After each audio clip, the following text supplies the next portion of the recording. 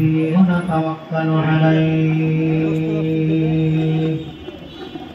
ونعوذ بالله من شرور أنفسنا ومن سيئات أعمالنا من يهده الله فلا مضل له ومن يضلله فلا هادي له ونشهد أن لا إله إلا الله وحده لا شريك له ونشهد أن سيدنا سندنا حبيبنا ومولانا محمدا عبده ورسوله الذي أرسله بالحق بشيرا ونذيرا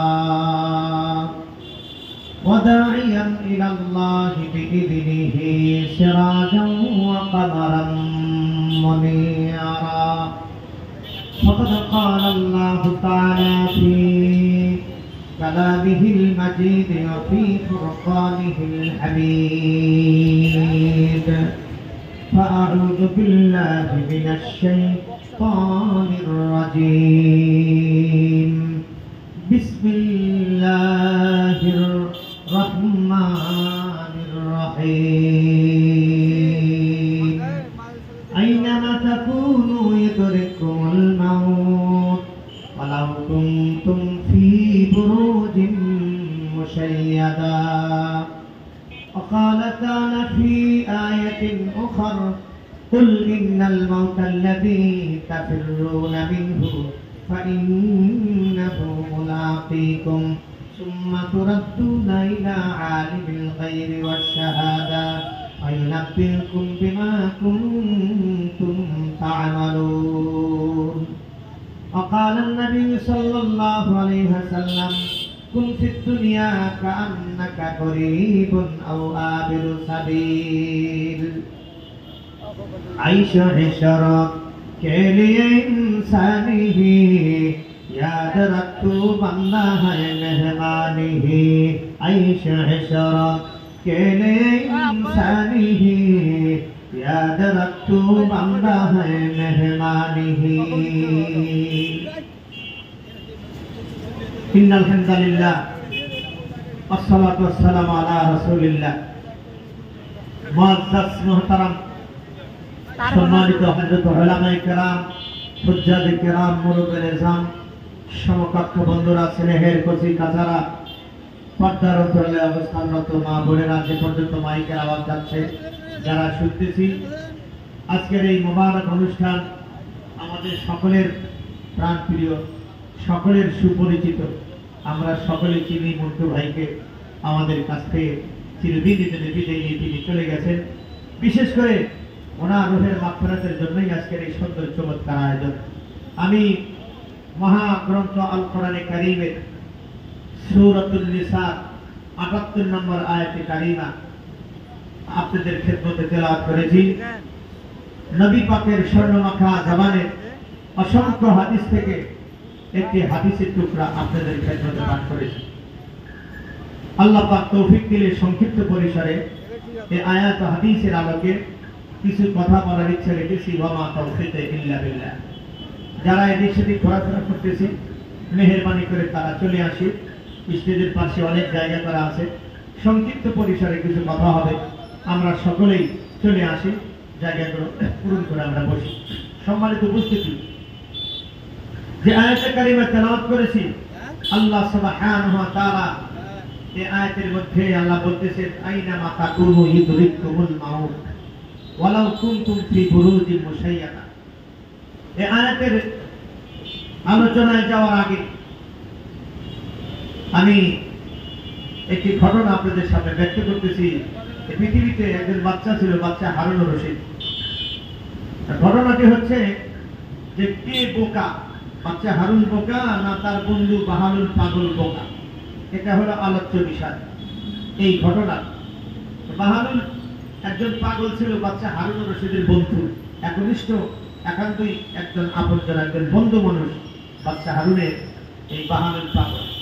তো বাচ্চার দরবারে আসতে বাহালুল পাগলের আগেই অনুমতি দেওয়া থাকতো যে কোনো মুহূর্তে যে কোনো অবস্থায় বাহালুল আসলে তাকে সরাসরি ছেড়ে দিবে, আমার কাছে পৌঁছে দিবে, তাকে ঘাট দিয়ে অনার দিয়ে সে আমার কাছে চলে আসবে, বাধা বিপত্তি করবে না, বাধা দিবে না। এই অবস্থায় বাহালুল চলে আসে, মাঝে মাঝে কথোপকথন হয়। বাদশাহ হারুন একদিন বলছে, বাহালুল একসাথে পড়ালেখা করলাম, আমি তো প্রেসিডেন্ট হয়ে গেলাম, আমি বাদশাহ হয়ে গেলাম, আর তুমি তো এই ফকিরি ব্যাস ধরে জঙ্গলে ঘোরো, বিভিন্ন জায়গায় থাকো, এই অবস্থায় তুমি তোমার জামা কাপড় ঠিক নেই, পোশাক পরিচ্ছদ ঠিক নাই, এই যে তুমি একটা বেশ ধরলা, এটা তুমি কি করলা?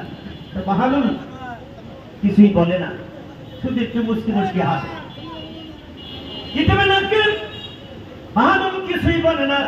বাদশাহ হারুন একদিন ডাকতে বলে, বাহালুল, দুনিয়ার জমিনে বিভিন্ন জায়গায় ঘুরলাম, বহু লোক দুনিয়ায় দেখলাম, কিন্তু তুমি আমার বন্ধু বাহালুল, তোমার মতো পাগল তার দুনিয়াতে পাইলাম না, তুমি একজন পাগল।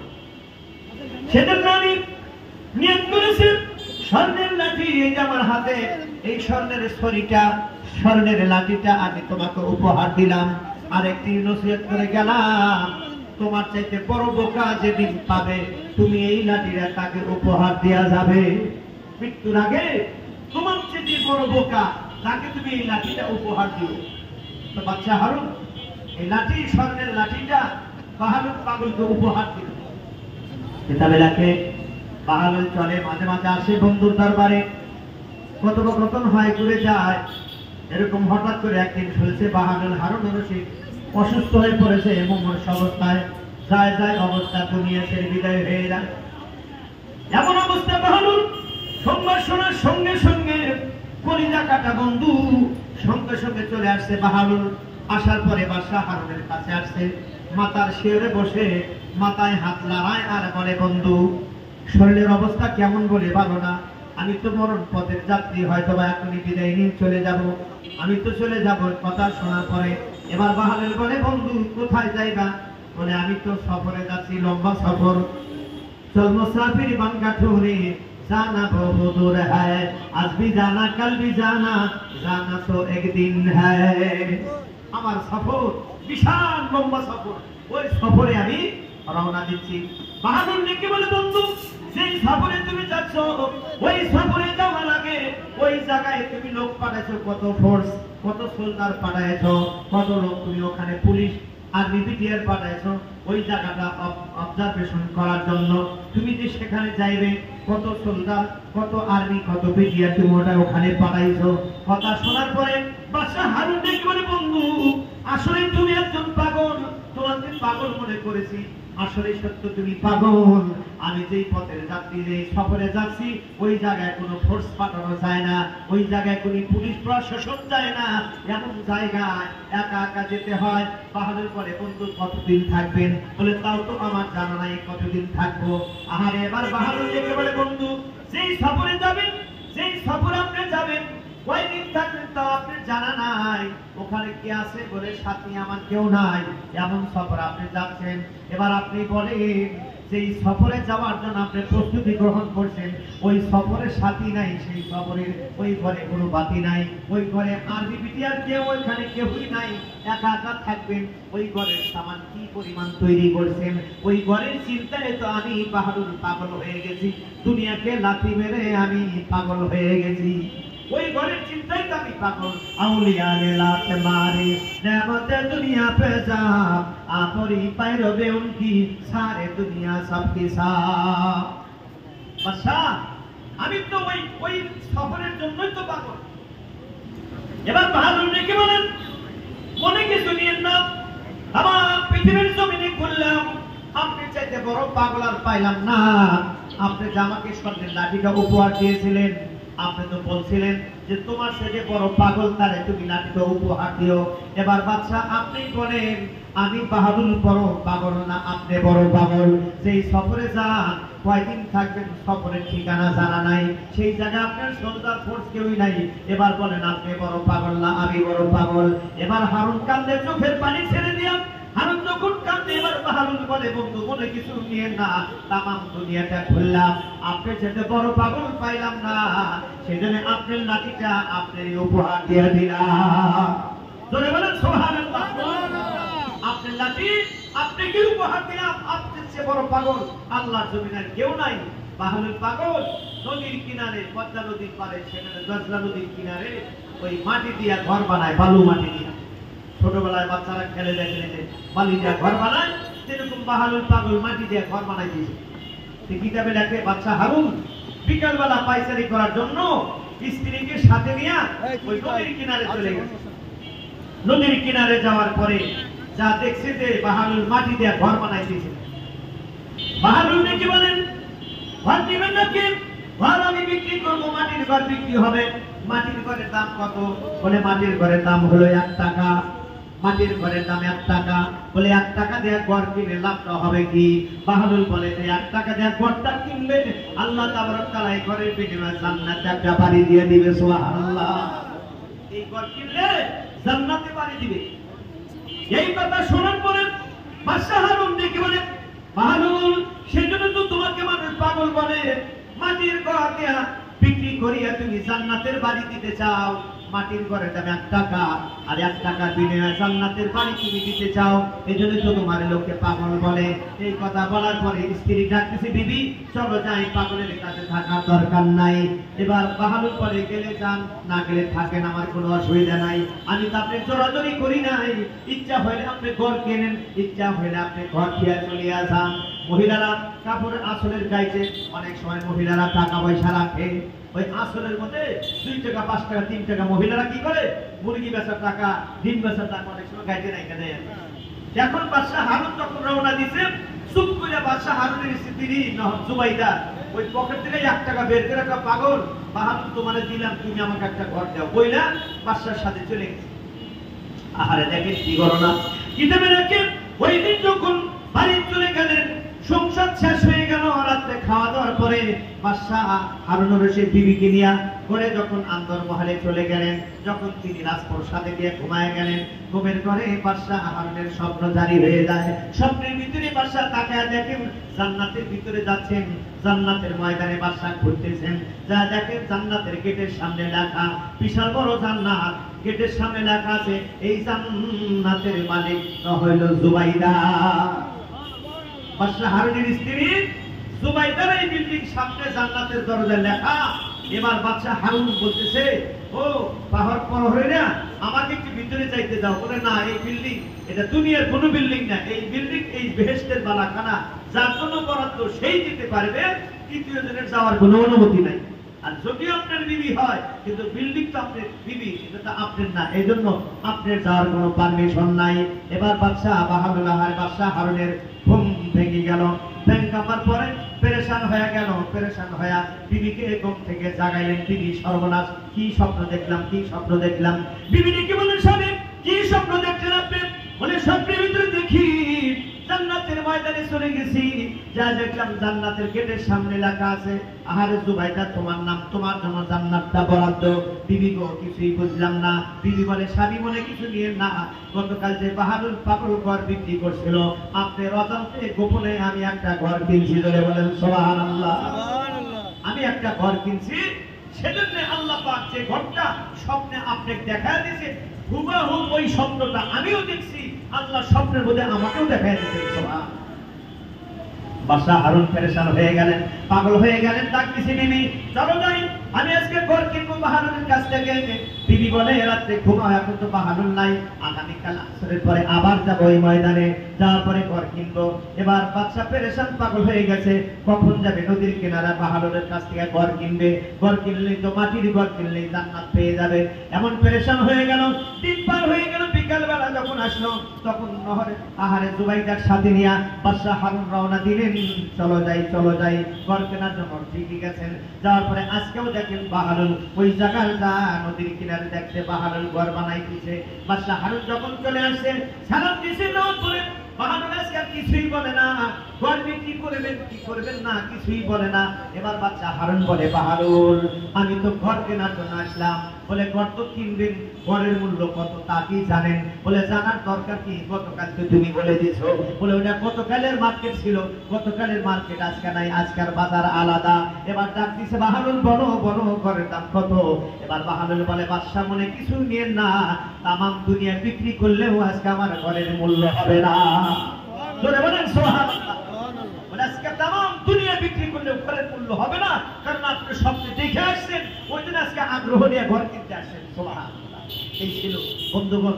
আজকে দেখেন, যারা বাদশা ছিল আর যারা পাগল, যারা আল্লাহর ওলি ছিলেন, তারা দুনিয়ার লাথি মারছেন আর দুনিয়া তাদের পিছে ঘুরছে। আমরা যে এই শহরে বসবাস করি, এই শহরের নাম কি? রাজশাহী জেলা। কিন্তু এই জেলার নাম কি রাজশাহী ছিল? জেলার নাম ছিল রামপুরা। কি নাম ছিল? রামপুরা। রামার বামরা বসবাস করছে। এই বাজারের নাম হরগ্রাম, এরপরে কাশিয়াডাঙ্গা, এরপরে লক্ষ্মীপুর। এগুলি কাদের নাম? হিন্দুদের নাম। কাদের নাম এগুলি? হিন্দুদের নাম। সাহেবের বাজার, সাহেবরা ওখানে বসবাস করছে, হিন্দুরা বসবাস করছে এই রাজ্যে। আপনাদের রাজশাহীতে আল্লামা শাহ মাকদুম রহমাতুল্লাহ আলাইহি আর শাহ তুরকান রহমাতুল্লাহ আলাইহি আসার পরে এখানে তাদের সাথে যুদ্ধ জিহাদ করে এই রামপুরাটা বিজয় করার পরে রামপুরা কেটে দিয়ে সুন্দর একটা নাম রাখছেন রাজশাহী। সুবহানাল্লাহ। এত সুন্দর নাম বাংলাদেশের কোন জেলার নাম নাই, ঠিক কিনা বলে? এই রাজশাহী নাম করলেন। নাম করে আল্লাহর ওলি দেখেন নদীর কিনারে শুয়ে আছেন। যখন আল্লাহ পারমিশন দিলেন, ও শাহ মাকদুম বাংলা পূর্ব বাংলায় যাও। আমরা যেই বাংলায় বসবাস করি এই বাংলার নাম ছিল পূর্ব বাংলা, ঠিক কিনা বলে? এই বাংলার নাম কি? পূর্ব বাংলা। আর পশ্চিমে কলিকাতা শহরে পশ্চিমবঙ্গ বলা হইতো। আল্লাহ কি বলেন? আল্লাহ পাঠায় দিলেন শাহ মাকদুমকে, যাও পূর্ব বাংলায় দিনের দাওয়াত দিতে। নদীর পারে আসলেন। আসার পরে এই পদ্মা নদীর খরস্রবণে, পদ্মা নদীর ডাকে মানুষের ঘুম হারাম হয়ে যাইত। পদ্মা নদীর পানির ডাক, কালো কাকড়ির ডাক, এটা আমি জানি। আমার বাড়ি জীবনে 8 বার ভাঙছে যমুনায়। যমুনা নদীর কিনারে আমার বাড়ি ছিল, 8 বার ভাঙছে। 8 বার নদীর পানির ডাকে মানুষের ঘুম হারাম হয়ে যায়, ঠিক কিনা বলে? এরকম পানির ডাক, এরকম খরস্রবণ। পদ্মার পারে এসে দেখছি বিশাল বড় বড় ঢেউ আর স্রোত দেখে আল্লাহ বলে ডাকতেছে, আল্লাহ নৌকা নাই, স্টিমার নাই, আমি কি দিয়ে নদীর পূর্ব পার হব তোমার দিনের দাওয়াত নিয়া? আল্লাহ কুমিরকে নোটিশ করলেন, কুমির তাড়াতাড়ি যাও, আমার বন্ধু শাহ মাকদুমকে নদী পার করে পূর্ব বাংলায় পৌঁছায় দাও। জোরে বলেন সুবহানাল্লাহ। এটা কি কিসসা কাহিনী না সত্য ঘটনা? কুমিরের মাজার আছে না নাই? কুমিরের মাজার সেই জায়গায় আছে। কুমিরের মানুষের শত্রু না বন্ধু? মানুষের শত্রু। কিন্তু আল্লাহ পাক কি বানায় দিয়েছেন? মাল্লাহুল মাওলা ফালাহুল কুল। যারা আল্লাহর হয়ে যায়, দুনিয়ার সব আল্লাহ তাদের গোলাম বানায় দেন। সুবহানাল্লাহ। তা আল্লাহর ওলি বান্না ওলিয়া নে না তোমারি নেমতে দুনিয়া পে সাব আর পরি পাইরবি উনকি সারি দুনিয়া সব কি সাব। আল্লাহর ওলিরা দুনিয়া চান না, আল্লাহ পাক দুনিয়া তাদের পায়ের উপর ঢেলে দেন। আর আমরা দুনিয়ার পিছে দৌড়াই, কিন্তু আমরা দুনিয়াকে ধরতে পারি না। দুনিয়া আমাদের লাথি মেরে দুনিয়া পালিয়ে যায়, দুনিয়া ধরতে পারি না। দুনিয়ার চাকচিকে দেখে আমরা দৌড়াইতে থাকি। আল্লাহর ওলিরা দুনিয়া লাথি মারছেন, দুনিয়া তাদের পায়ে পড়ে গেছে। শাহ মাকদুমের জায়গা নাই, জমি নাই, রাজশাহী শহরে বাড়ি নাই। ইচ্ছা করলে 20 বিঘা জায়গা নিজের নামে করে নিতে পারতেন। এখন তো যারা ক্ষমতায় আছে, যাদের পয়সা আছে, তারা শুধু বাড়ি গাড়ি কেনার জন্য পাগল হয়ে আছে। জমি জায়গা ব্যাংক ব্যালেন্স সব শুধু নিজের নামে করবে। শাহ মাকদুম আল্লাহর ওলি রাজশাহী আসার পরে নিজের নামে কিছুই করেন নাই দুনিয়ার। আহারে আল্লাহর ওলির নাম তো আল্লাহর ওলি চলে গেলেন কবরে, আমরা তাকে টানা হাতরা শুরু করছি। এখন আমরা নাম দিছি শাহ মাকদুম থানা, শাহ মাকদুম বিমানবন্দর, Shah Makhdum college, Shah Makhdum bank, Shah Makhdum road. আছে না নাই? আছে। দেখছেন আল্লাহর ওলি নাতে বাসে দুনিয়াকে, দুনিয়া কেমনে আল্লাহর ওলির পায়ে চুম্বন করে। আর আমরা দুনিয়ার জন্য পাগল হয়ে গেছি।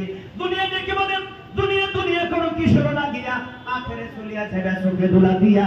কত সুন্দর নারী পুরুষ কবরেতে শুইয়া রহিয়াছে কত কালটি, দেখো না ভাবিয়া একদিন তো সোনার শরীর থাকবে না রে হায়। মাটির দেহ মাটির মাঝে মিশবে রে ধুলায়, কিসের টাকা কিসের কৌড়ি কিসের বাহাদুরি, সঙ্গে তোমার কেউ যাবে না পুরুষ কিংবা নারী।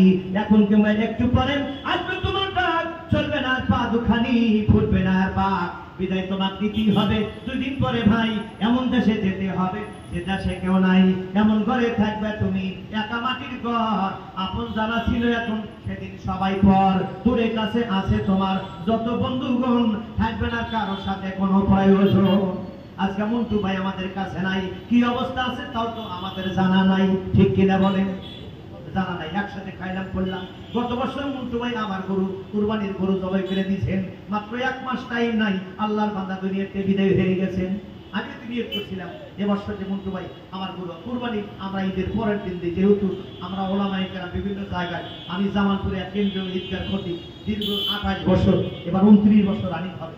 এই জন্য আমাদের কুরবানিটা ঈদের পরের দিন হয়, আর মন্টু ভাই সযত্ন করে কুরবানিটা আমাদের দিয়ে দেন। সুবহানাল্লাহ। দেখেন আল্লাহর বান্দা, এবার আমরা নিয়ত করছি মন্টু ভাই একটা হঠাৎ করে শুনলাম যে মন্টু ভাই দুনিয়াতে বিদায় হয়ে গেল, চলে গেলেন দুনিয়াতে। দেখতে দেখতে কয়েকদিন পার হয়ে গেল।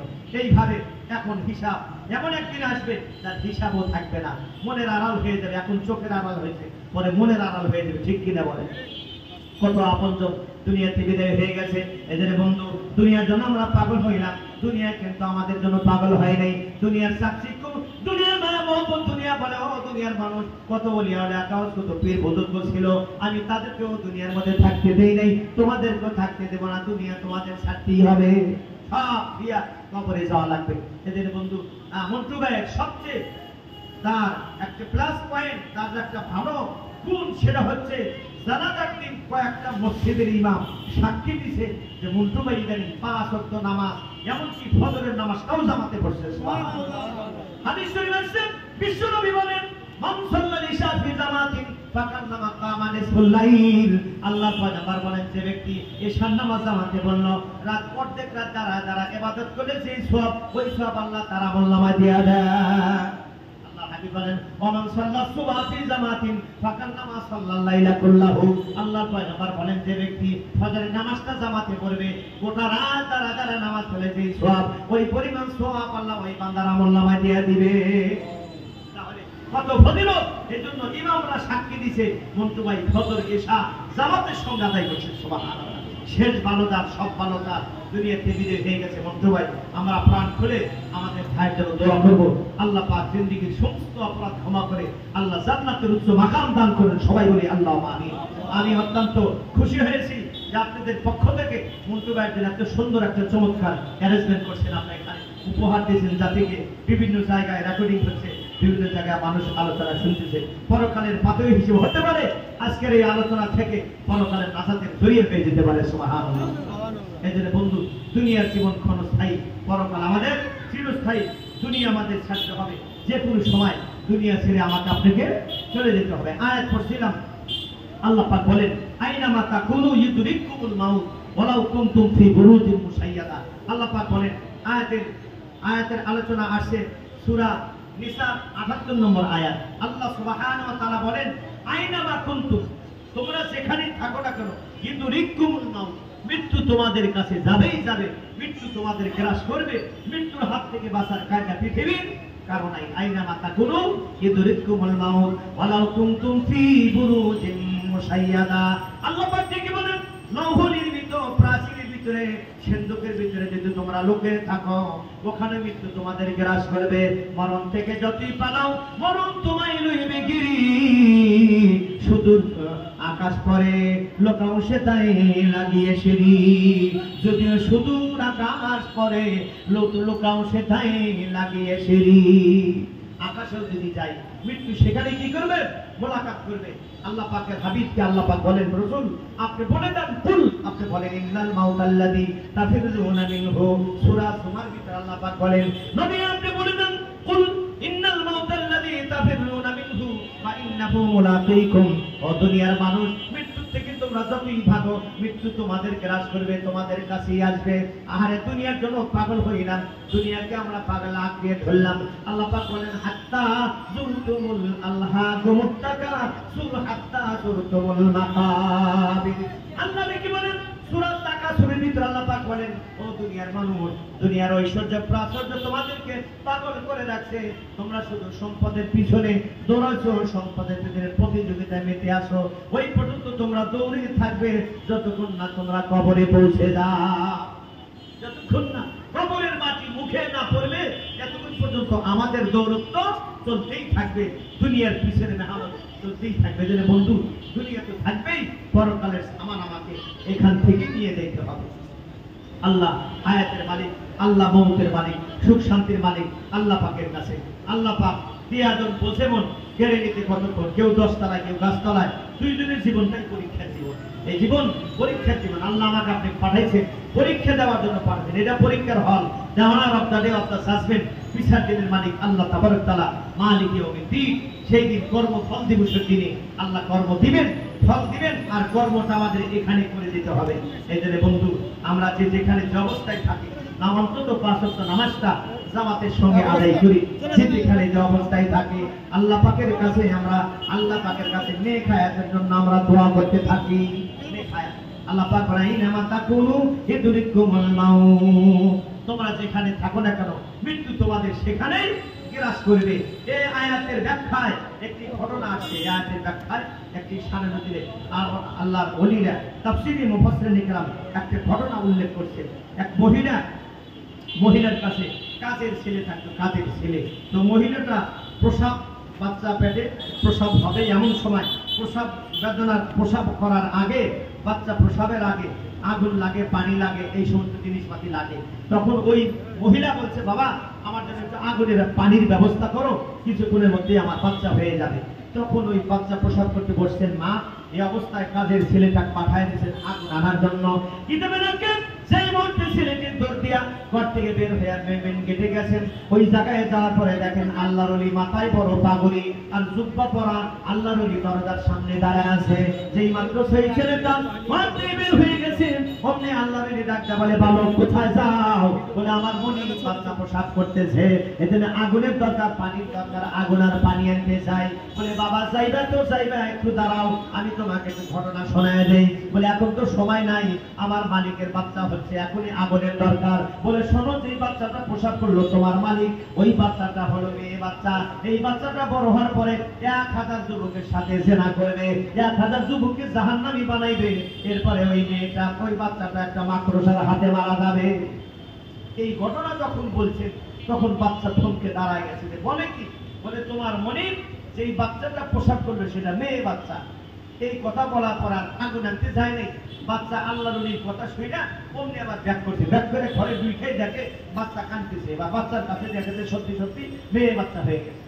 এখন আর কৌতূহল হলো, যেই মেয়েটা বড় হয়ে 1000 যুবকের সাথে জেনা করবে আর 1000 যুবককে জাহান্নামী বানাবে, 1000 পুরুষ জাহান্নামী হবে, এটা আমি হতে দিব না। এই মুহূর্তেই বাচ্চাটাকে মেরে ফেলবে। এই কথা বলেই কোমর থেকে ছুরি বের করে বাচ্চার মনে করেন নাভির নিচে ছুরি মেরে দিয়েছে। মার সামনে যখন বাচ্চার নাভিতে ছুরি মারছে, অমনি মা চিৎকার দিচ্ছে, কে কোথায় আছে গো, তাড়াতাড়ি আসো, এই যে আমার মেয়ে, সে মেয়েটাকে মেরে ফেলবে। যেই মাত্র মা চিৎকার দিচ্ছে, অমনি ওই বালক চাকু নিয়ে দৌড় মারছে, যে সর্বনাশ, আমি তো ছোট্ট বাচ্চাকে মেরে ফেললাম, এখন তো আমার ঘরে মানুষকে মেরে ফেলবে। তো মানুষ যদি বলে তুমি কেন মারলা, তাহলে তোমার সাক্ষীর দরকার। ওই আল্লাহর ওলি এই খবর দিলেন, এই খবরের কারণে আমি মানলাম, তাহলে আমার সাক্ষীটাকে হাজির করার দরকার। কিন্তু সেই মুহূর্তে বালক দৌড় দিছে, কেটে আসার পরে দেখে আর ওই আল্লাহর ওলি খেটে নাই।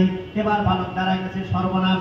এখন যদি জনগণ আমাকে জিজ্ঞাসা করে তুমি কেন মারছো, বলে আমার তো সাক্ষীর দরকার, আল্লাহর ওলি এই কথা বলছেন, বলে আল্লাহর ওলি কোথায় নিয়ে আসো, আমি যদি আনতে না পারি তাহলে তো জনগণ আমাকে মেরে ফেলবে।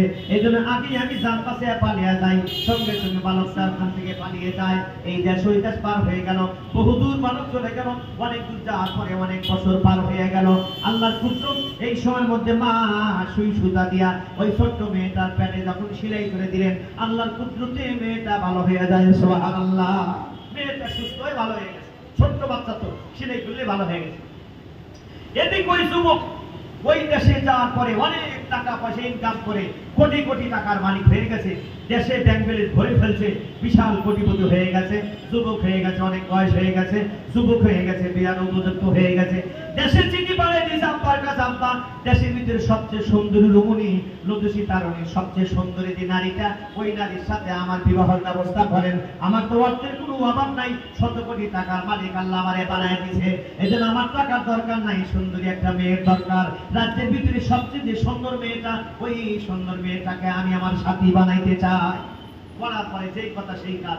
এদিকে বাপের এলাকার ভিতরে রাজ্যে খুঁজে খুঁজে সবচেয়ে সুন্দরী এক মেয়ে পাইছে, অপূর্ব সুন্দরী মেয়ে, বিয়া ঠিকঠাক করে রাখলো।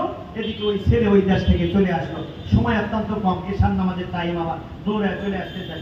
এদের খুব সংক্ষিপ্ত পরিসরে আমি ঘটনাটা আপনাদের শোনানোর জন্য, যেহেতু আয়াতের ব্যাখ্যায় আসছে, খুব খেয়াল করে শুনি। আহারে ওই যুবক চলে আসলো, আসার পরে বিয়া শাদী ঠিক হয়ে গেল, ধুমধারাক্কার সঙ্গে বিয়া শাদীও হয়ে গেল। কিন্তু ওই যুবক যখন বিবির কাছে বাসরাতে গেলেন, বাসরাতে যাওয়ার পরে এবার বাসরাতে স্ত্রীর কাছে আদান প্রদান কথা বলতে বলতে হঠাৎ করে তাকায় দেখে নাভির নিচে একটা ছুরির আঘাত দেখা যায়। এবার ডাক দিছি, বিবি মনে হয় ছোটবেলা তোমার মনে হয় অ্যাপেন্ডিসাইড হয়েছিল নাকি, তোমার পেটে অপারেশনের দাগ দেখা যায়। বলে না না না, আমার অপারেশন হয় নাই। বলে আমার বাসায় কাজে রাখে আমার বাবার মার কাজের মেয়ে ছেলে ছিল, ওই কাজের ছেলে আমি জন্মের পরে আমার পেটে ছুরি মারছিল। সুবহানাল্লাহ। কার কাছে বলতেছে? যে ছুরি মারছিল তার কাছেই বলতেছে ঘটনা। এবার ওই যুবক থমকে দাঁড়িয়ে গেলেন, সর্বনাশ, বলে কি তাহলে 23 মিনিট 100-1000 যুবকের সঙ্গে জেনা করার কথা।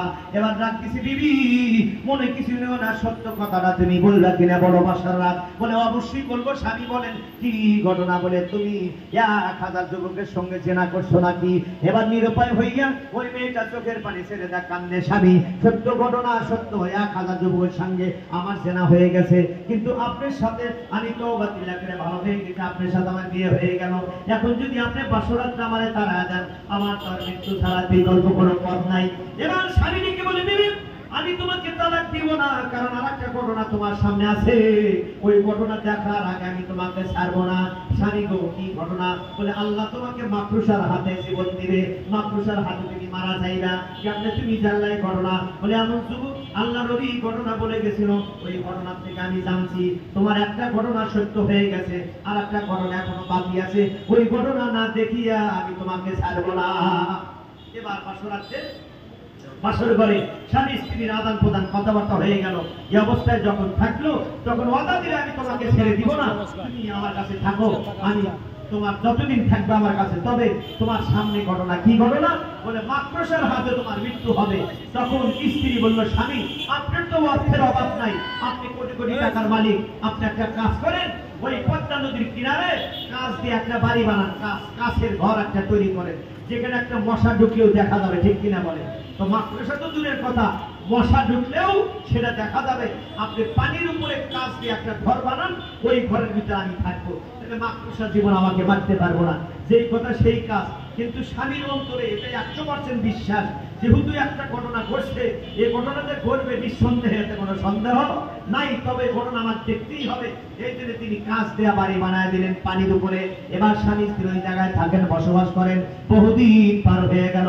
হঠাৎ একদিন হঠাৎ করে বিবি তাকায় দেখে ঘরের ভিতরে বিশাল বড় একটা মাকড়সা, অনেক বড় মাকড়সা দেখার পরে বিবি মনে বড় রাগ। এবার কাপড়টা আসলটা মাথার সাথে পেঁচায় নিয়ে ঝাড়ুটা হাতে নিছে, আর বাড়ি দিয়া মাকড়সা মারছে। মারার পরে বলে, মাকড়সা তুই আমারে মারবি, এই জন্য তুই আসিস, তোরে জন্মের মতো শেষ করে দিলাম। এবার মাকড়সাটা তো বাইরে মারছে, মারার পরে পায়ে পুরি আঙ্গুল দিয়া ওর মাথার ভিতরে কুতো মাথা ওই পাকার সাথে পিছানোর জন্য পায়ের পুরি আঙ্গুল দিয়া যেই মাত্র চাপ দিছে, অমনি সাথে সাথে পুরি আঙ্গুলে ব্যথা শুরু হয়ে যায়। ব্যথা উঠছে পুরি আঙ্গুলে, ব্যথা নেই, ব্যথা না, সেই ব্যথা কিতাবে লিখছে পরে এই অবস্থায় ওই মেয়েটা তখন ওই অবস্থায় মারা গেছে। কারণ আল্লাহ তো এইভাবেই তাকে নিবে, মৃত্যু যার যেখানে আইনা মাতা কোনো কিন্তু রিকুমুল মাউত ওয়ালাউ কুনতুম ফি বুরুজিন মুশাইয়াদা। এটা ছিল আমার আলোচ্য বিষয়, যে যেখানেই থাকেন না কেন মৃত্যু সেখানে আপনার কাছে যাবে। এদের বন্ধু কুন ফিদ দুনিয়া কাআন্নাকা গরীবুন আও আবিরু সাবিল। দুনিয়াতে থাকো তুমি মুসাফিরের ন্যায়, আর বসবাস করো তুমি পথিকের ন্যায়। এদের ভাই দুনিয়া ছেড়ে আমাকে চলে যেতে হবে, আপনাকেও চলে যেতে হবে। যেমন মন্টু ভাই চলে গেলেন, মন্টু ভাইয়ের মতো আমরাও চলে যাব দুনিয়া ছেড়ে। আল্লাহ সুবহানাহু ওয়া তাআলা মন্টু ভাইকে জান্নাতের উচ্চ মাকাম দান করেন। যারা আজকের সুন্দর চমৎকার আয়োজন করছেন, আল্লাহ প্রত্যেককে আল্লাহ কবুল আর মঞ্জুর করেন। আল্লাহ তাবারক ইনশাআল্লাহ, আল্লাহ তাবারক তাআলা আলহামদুলিল্লাহ যারা এটা আয়োজন যারা আয়োজক ছিলেন, তারা জামিল ভাই, নাসির ভাই, এরপরে আলামিন, বশির, টুটুল আর ফজলু ভাই, এদের পক্ষ থেকে সুন্দর চমৎকার আয়োজন করা হয়েছে। যারা আয়োজন করছেন আল্লাহদের নেক হায়াত দারাজ করেন, সবাই বলি আল্লাহুম্মা আমিন। আল্লাহ তাবারক তাআলা তাদের উসিলায় এত সুন্দর একটা প্রোগ্রাম, আমার বিশ্বাস যে আল্লাহর কাছে প্রোগ্রামটা কবুল হবে ইনশাআল্লাহ। আপনাদের দোয়ার বরকতে একাধিকবার আমি সোনার মক্কা মদিনায় গেছি, অনেক হাজী এখানে আছেন, অনেক মুরব্বি আছেন, তাদেরকে আমি হাত তুলব আল্লাহ পাকের কাছে। অনেক মা বোনেরা আসছেন, বিভিন্ন জায়গায় শুনতেছেন, আল্লাহ পাক প্রত্যেককে কবুল আর মঞ্জুর করুন। সামনে এশার সময় চলে আসতেছে, এজন্য আলোচনা আর দীর্ঘায়িত করবো না ইনশাআল্লাহ। আমি তো ধারাবাহিকভাবে বিষয়ভিত্তিক আলোচনা লক্ষ্মীপুর ভাটাপাড়া কেন্দ্রীয় মসজিদে, আপনারা জানেন দীর্ঘ 26 বছর পার হয়ে গেল, 27 বছর।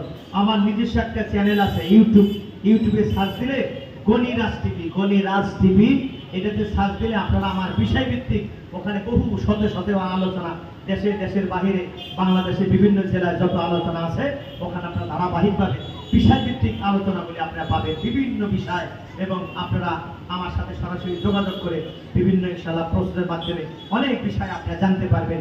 গণিরাজ টিভিতে আপনারা সার্চ দিয়ে ইনশাআল্লাহ আপনারা ওগুলি আপনারা দেখবেন, আলোচনাগুলো শুনবেন। আল্লাহ তাবারক তাআলা আমি সহজে কথাগুলো বললাম, আল্লাহ আমল করার তৌফিক দিন, পরকালের সামান নিয়ে আল্লাহ আমাদের কবরে যাওয়ার তৌফিক দিন। সাল্লাল্লাহু আলা মুহাম্মাদ সাল্লাল্লাহু আলাইহি ওয়াসাল্লাম, সাল্লাল্লাহু আলা মুহাম্মাদ সাল্লাল্লাহু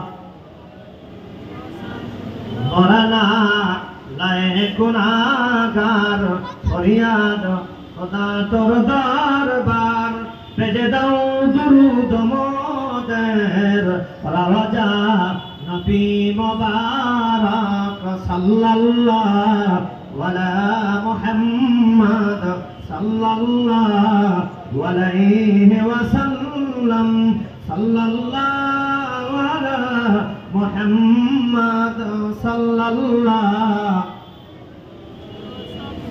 যে পাইবেন নবীজির দিদার, সে হইবেন মাহবুব খোদার, হাসরে নাহি কোনো ডার, থাকিবেন বেহেশতের ভিতর। সাল্লাল্লাহু আলা মুহাম্মাদ সাল্লাল্লাহু আলাইহি ওয়াসাল্লাম, সাল্লাল্লাহু আলা মুহাম্মাদ সাল্লাল্লাহু। বালাগাল লা বিকামালিহি কাশাফাত দুজা বিজামালিহি, হাসানাত জামিউ খিসালিহি, সাল্লু আলাইহি ওয়া আলিহি। দোয়া হচ্ছে যে যেখানে আছি সেখান থেকে আমরা হাত তুলছি, তারপর আমরা খুব দ্রুত আমি ইনশাআল্লাহ দোয়ার মাধ্যমে ইনশাআল্লাহ। আমাদের আজাদ ভাই, তিনি আপনাদের এই বন্ধু মানুষ, আমার খুব প্রিয় কাছের মানুষ। আজাদ ভাই হঠাৎ করে আমিরুল ভাই চলে গেছে, আজাদ ভাই ছোট ভাই চলে গেছে, ওনার রুহের মাগফিরাতের জন্য আগামী দিন ভাটাপাড়া কেন্দ্রীয় মসজিদে বাদ আসর দোয়া হবে। আপনারা সকলে ইনশাআল্লাহ সেখানে আমন্ত্রিত। দোয়া পরিচালনা আল্লাহ হায়াতে বাঁচা রাখলে আমি করবো ইনশাআল্লাহ, আপনারা সকলেই যাবেন, আপনাদের সেখানে দাওয়াত থাকলো। আমরা এখন দোয়া দিতে যাচ্ছি, আল্লাহুম্মা আমিন। রব্বানা যালামনা আনফুসানা ওয়া ইল্লাম তাগফির লানা ওয়া তারহামনা লানাকুনান্না মিনাল খাসিরিন। ربنا تقبل منا إنك أنت السميع العليم وتب علينا يا مولانا إنك أنت التواب الرحيم। আল্লাহ তুমি একটু দেখো আল্লাহ, সাথে মুসলিমে কেরাম, হাজিয়ে কেরাম, যুবক ভাইরা, সমকক্ষ বন্ধুরা, অনেক দোকানদার ভাইরা, আল্লাহ রাব্বুল আলামিন বাদে মাগরিব কাবলা এশা, আল্লাহ গো এতিমের মতো দুটি হাত আমরা তুলে ধরেছি আল্লাহ। ভিক্ষা করে একবারই পায়, একবারই না পায় আর একবারই যায়। আল্লাহ গো ভিক্ষু মানুষের হাতে এক হাত বাড়ায় দেয়, আল্লাহ আমরা দুই হাত তোমার দরবারে বাড়ায় দিয়েছি। আল্লাহ গো তুমি খালি হাত আমাদের ফিরে দিবে, তোমার কি মায়া লাগবে না? আল্লাহ বহু বড় আশা নিয়ে তোমার দরবারে হাত তুলেছি আল্লাহ। জীবনে বহু মোনাজাত করেছি, কোন মোনাজাত কবুল করছে গজলা জানি না। আল্লাহ 2011 সালে, 15 সালে, 18 সালে, আল্লাহ 24 সালে শুরুতে আল্লাহ মক্কা মদিনায় জিয়ারত করে আল্লাহ হাজার মানুষ লয়া, লক্ষ মানুষ আরাফার ময়দানে দোয়া করেছি আল্লাহ। কোন মোনাজাত কবুল করছো জানি না আল্লাহ। আজকের মোনাজাতটা আল্লাহ তুমি ফেরত দিও না আল্লাহ। আমাদের প্রাণপ্রিয় মন্টু ভাই আমাদের কাছ থেকে বিদায় নিয়ে চলে গেছে, আর কোনোদিন আসবে না। আল্লাহ আজাদ ভাই চলে গেছে, আকিবুল ভাই চলে গেছে। আল্লাহ আল্লাহ তাদের পক্ষ থেকে হাত তুলেছি, তোমার বান্দাকে আল্লাহ তুমি মাফ করে দাও। আল্লাহ বলতে হবে মানুষ হয়ে যখন জন্ম নিয়েছি, চলার পথে বলার পথে যত অপরাধ হয়ে গেছে আল্লাহ তোমার গাফফার নামের খাতিরে আল্লাহ তুমি মাফ করিয়া দাও। আল্লাহ আল্লাহ তুমি একটু দেখো তোমার কুদরতি নজর দিয়ে আল্লাহ কে কি চায়। আল্লাহ আমি জানি না কার মনে কি। আল্লাহ জুমারাতের রাত শুরু হয়ে গেছে, আল্লাহ আজকের রাত আগে আসে, জুমার রাত শুরু হয়ে গেছে। আল্লাহ মেহেরবানি করে আল্লাহ তুমি কবুল আর মঞ্জুর করে নাও। আল্লাহ আল্লাহ আমাদের প্রত্যেকের গুনাহ খাতাগুলো মাফ করে দাও। আল্লাহ আমাদের সালামের হাদিয়া কোটি কোটি গুণে বৃদ্ধি করে সোনার মদিনা নবী পাকের রওজা মুবারকে পৌঁছায় দাও। আমরা যারা হাত তুলেছি অনেক মুরব্বী হাত তুলেছে। আল্লাহ আল্লাহ ইন্নাল্লাহ ইয়াস্তাহি মিন শাইবাতি আল্লাহ কোন কিতাবে করেছি যাদের বুড়াপনি এসে গেছে, যাদের দাড়িগুলো সাদা হয়ে গেছে, এমন লোক হাত তুলে আল্লাহ খালি হাত ফিরাই দিতে তুমি নাকি লজ্জা পাও। আল্লাহ মেহেরবানি করে আমাদের প্রত্যেকের হাত আল্লাহ আপনি কবুল আর মঞ্জুর করিয়া দেন। আল্লাহ আমাদের সালামের হাদিয়া কোটি কোটি করে বৃদ্ধি করে সোনার মদিনা নবী পাকের রওজা মুবারকে পৌঁছায় দেন। আল্লাহ সাইয়েদের শাহাদা আমির হামদার কবরে পৌঁছায় দেন। লক্ষ লক্ষ সাহাবায়ে কেরাম শুহাদায়ে কেরাম আয়ামে মুতাকাদ্দিম মুতাআখিরিন, চার তরিকার চার পীর, চার মাযহাবের চার ইমাম সহ আল্লাহ বিশেষ করে বাংলার জমিনে আল্লাহ বারোলিয়ার দেশ বলা হয়। আল্লাহ শাহ মাহমুদ রহমাতুল্লাহ আলাইহি রাজশাহী জমিনে ঘুমিয়ে আছে। আল্লাহ আজকের হাতিয়া তোমার নবীর দরবারে পৌঁছায় দাও। আল্লাহ শাহ নিয়ামতুল্লাহ সাফাই নবগণ শুয়ে আছে, শাহ বলকি রহমাতুল্লাহ আলাইহি আল্লাহ তাআলা আল্লাহ বগুড়া মাস্তান করে শুয়ে আছে, কেরামত আলী জনপদ রহমাতুল্লাহ আলাইহি রংপুর মিডিয়া বগুড়া শুয়ে আছে। আল্লাহ নেসরুদ্দিন শাহ সরসিনে শুয়ে আছে, ঈশা শাহ সরমনার জমিনে শুয়ে আছে। আল্লাহ শামসুল ফরিদপুরি রহমাতুল্লাহ আলাইহি বহুদাঙ্গা মাদ্রাসা জিরিন ইসলাম শাহিদ আছে, খান জাহান আলী রহমাতুল্লাহ আলাইহি খুলনা বাগের হাটে শুয়ে আছে, শাহ আলী আল্লাহ ঢাকা মিরপুরে শুয়ে আছে, আবিদুল কামরা মিরপুরে শুয়ে আছে, হেদায়েতুল্লাহ সাহেব ঢাকার জমিনে জিরিন ইসলাম শাহিদ আছে, ফজলুল্লাহ কামিনী রহমাতুল্লাহ আলাইহি শাইখুল হাদিস শহরের যেখানে ঘুমিয়ে আছে আজকে দিনের হাতিয়া কাদের আনোয়ার পাকে পৌঁছায় দাও। শাহ জালাল রহমাতুল্লাহ আলাইহি সিলেটের জমিনে ঘুমিয়ে আছে, শাহ বাইজিদ রহমাতুল্লাহ আলাইহি চট্টগ্রামের জমিনে আল্লাহ শানে আল্লাহ নিয়ামত আল্লাহ তাআলা শাহ নরম শাহ গরম সহ শাহ সুলতান সহ যে যেখানে ঘুমিয়ে আছে প্রত্যেকের কবরে কবরে আজকের হাতিয়া পৌঁছায় দাও। রব্বুল আমিন অন্তরন্তরে মায়েরা কোমল করে হাত করে ধরেছেন, মাদেরকে নেককার দিনদার ইমানদার আমেলা খালেসা পবিত্র তাহেরা বানায় দেন। স্বামী স্ত্রীর ভিতরে দাম্পত্য জীবনটা সুখীময় জীবন দান করে দেন। আল্লাহ ছেলে মেয়েদের নেককার দিনদার ইমানদার বানায় দেন, ছেলে মেয়েদেরকে মা বাবার অনুগত বানায় দেন। আল্লাহ বাবাকে অনেকের সংসার অশান্তি, অনেক সন্তানে বাবা করতে আপডেট করে হিরণ করে আল্লাহ গাজাপুর সন্তানদেরকে হেদায়েত নসিব করেন। আল্লাহ তাদেরকে আল্লাহ পূর্ণাঙ্গ হেদায়েত দিয়ে ভালো বানায় দেন, প্রত্যেকটি সংসারে শান্তির ফয়সালা করে দেন। আল্লাহ আমরা যারা হাত তুলেছি আল্লাহ জানি না জিন্দেগির শেষ মোনাজাত করলাম কিনা আল্লাহ না জানি কাল এই সময় কবরের যাত্রী হয়ে যায়। আল্লাহ মেহেরবানি করে কোরআনে কারীম তাসবিহ তাহলিল দোয়া দরুদ যা কিছু পাঠ করা হয়েছে আল্লাহ সওয়াবের হাদিয়া মুনতুবায়ের আমল নামায় আপনি পৌঁছায়া দেন।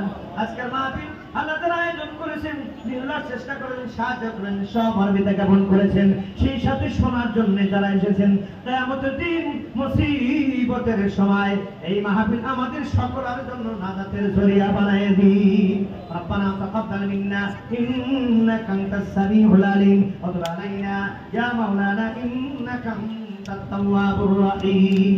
আল্লাহ আরেকটি দরখাস্ত করে বিদায় হয়ে যান। আল্লাহ বারবার গিয়েছি সোনার মক্কা মদিনায় মন ভরে নাই আল্লাহ আর যেতে আল্লাহ কুরবানির পরে নিয়ত করেছি আবার উমরায় যাব আল্লাহ কবুল মঞ্জুর করেন। যারা নিয়ত করেছে প্রত্যেককে কবুল করেন। আমি গুনাহগারের সঙ্গে যারা হাত তুলেছে আল্লাহ প্রত্যেককে সোনার মক্কা মদিনা না দেখাইয়া মৃত্যু দিয়েন না আল্লাহ, ততদিন মৃত্যু দিয়েন না যতদিন ইহরামের কাপড় শরীরে না ওঠে আল্লাহ, ততদিন কাফনের কাপড় আমাদের শরীরে জড়ায় দিয়েন না। যেদিন মালাকুল পাঠাইবেন মসজিদের পালকিটি যেদিন আমাদের দরজা হাজির হয়ে যাবে আল্লাহ সেদিন আমাদের সকলের জবানে জারি করে দিয়েন লা ইলাহা ইল্লাল্লাহু মুহাম্মাদুর রাসূলুল্লাহ। আসসালামু আলাইকুম ওয়া রাহমাতুল্লাহি ওয়া বারাকাতুহু।